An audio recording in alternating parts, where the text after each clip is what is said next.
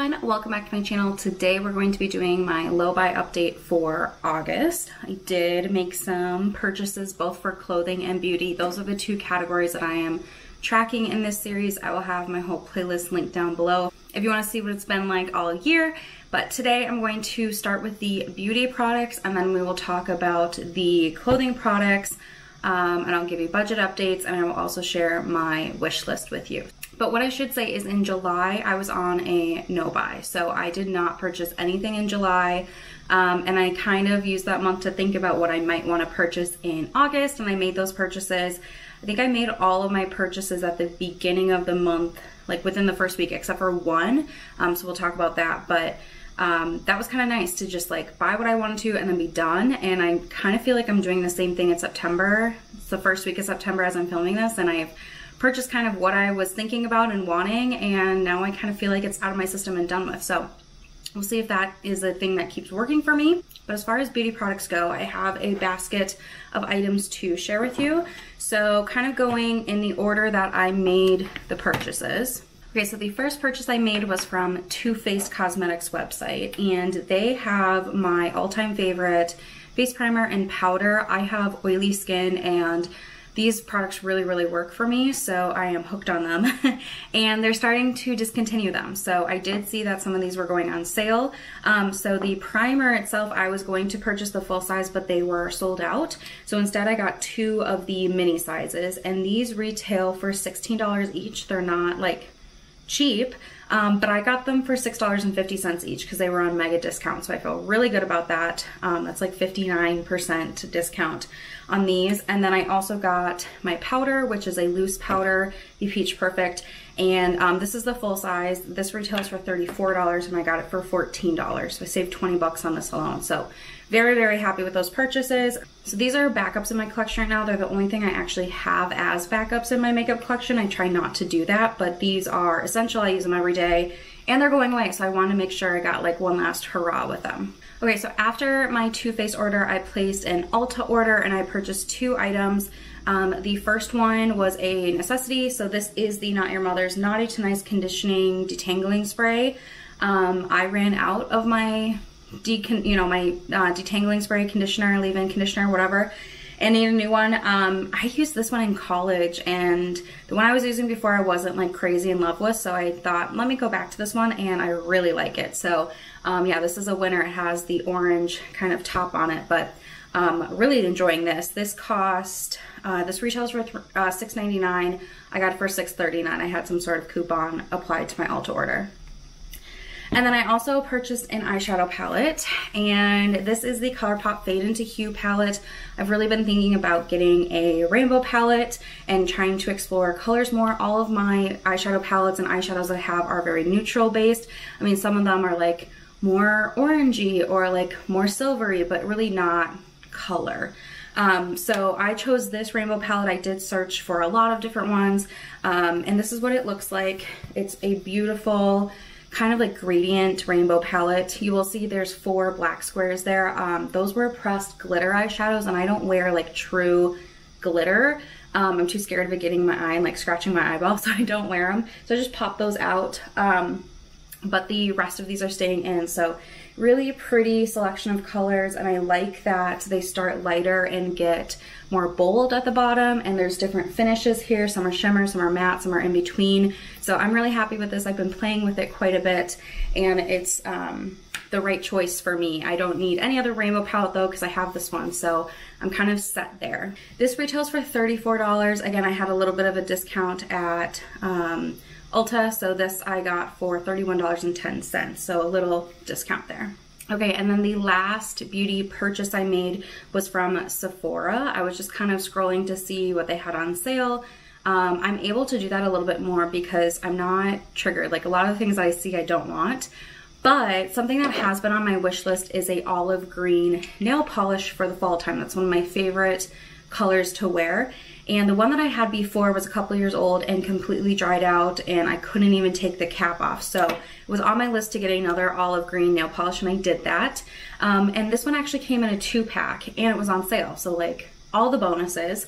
So this is the olive green from Nails Inc. It's called Fearless Female.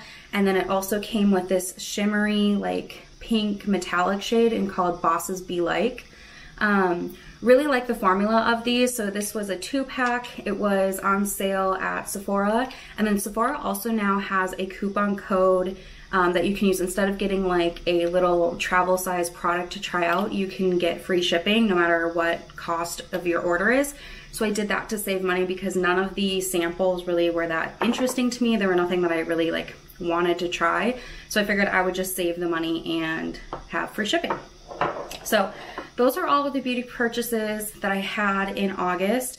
I do want to mention I was sent a PR package from Dermalogica that I want to share with you, not to like brag or anything because I like never get PR, but it does impact my beauty stash because now I have, you know, another cleanser and another face mask that I won't have to buy in the future. So I do think it's worth talking about because it plays a role in what my future beauty consumption will be.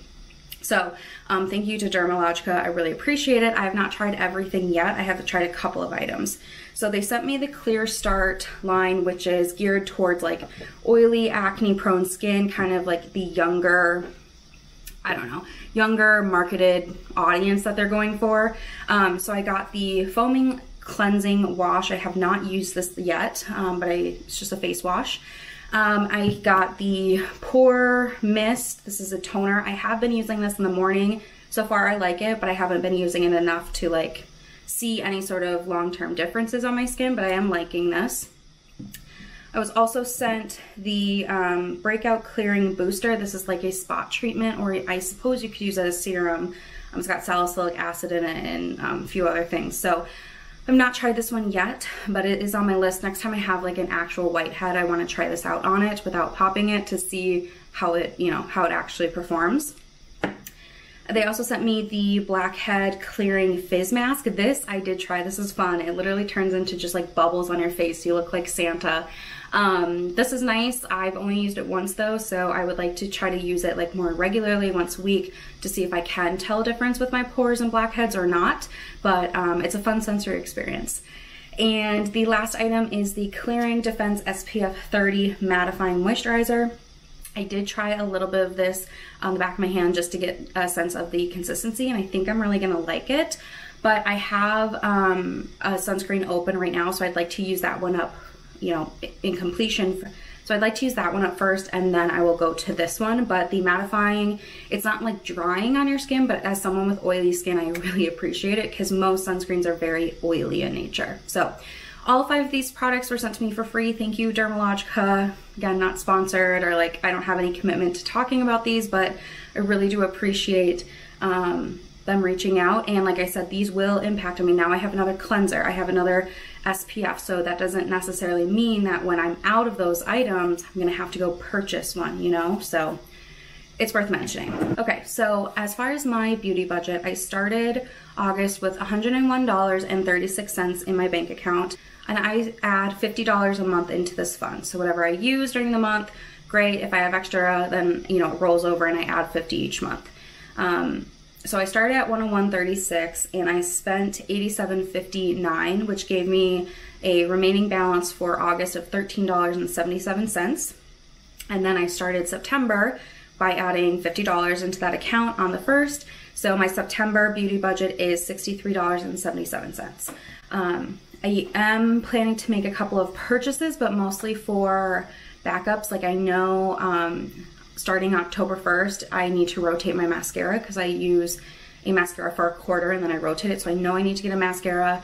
I'm probably going to be out of my setting spray in a couple of weeks, so I probably will purchase the setting spray. Those are the 2 things that come to mind right now that I know I have an immediate need for, but I don't really have anything I'm really lusting after. Okay, also I am doing a beauty credit system, so if I finish up a piece of makeup, I earn a credit, and then in order to buy any makeup that's not a one-to-one replacement, I need to have a credit. So I started the month of August with 5 credits in the bank. I used 3 of them on 1 primer, 1 palette, and 1 powder because those are, like I already have multiples of those. So I used 3. I earned 1 more during the month though, so I have a total of 3 credits in my bank going forward. So let's switch gears now into clothing. So I had a budget of $500 for the entire year. It's not a monthly allowance type thing like the beauty budget. And I did make a couple of purchases. So I bought 2 skirts and a pair of slippers off of Amazon. So the skirts are both the same style, just 2 different colors. And they are a suede fall skirt that I have been dying to buy. I'm so excited for. So this is what the first one is. It's like a burgundy kind of purpley shade. It has buttons down the front, which is super cute. And it's not like a super tight, like it has kind of a flare to it there. I don't find that they're overly short, which is nice. There is a nice stretch to the material. And the other thing that totally isn't even mentioned in the description, which I will link these down below, is on the inside it has a drawstring. So you can tie it, like if you're wearing it, you know, a little bit higher in your waist and you don't want it to move, or you have it exactly where you want, you can, you know, tie a bow with it on the inside to hold it in place, which is genius. I think all skirts should have that. So I got the burgundy shade, and then I also got the tan color, kind of like that classic tan suede skirt situation. So really, really happy with these. I have been able to wear them on their own, but I also know that I can wear them with tights. And they're kind of a nice transitional type skirt, but they're also just a plain skirt that I think would work year round. And I've always wanted a suede button skirt like that because that's like a very fall outfit to have, but I've never been able to find a style that I like. And sometimes I wait too late in the season and all the ones that I want are sold out. So I will have those linked down below if those look good. They do come in other shades too. I think there's like an olive army green that was really pretty. The other thing I finally purchased were my slippers. If you've been here since the very beginning, I had these exact pair of slippers from last year. They're from Amazon, I'll link them.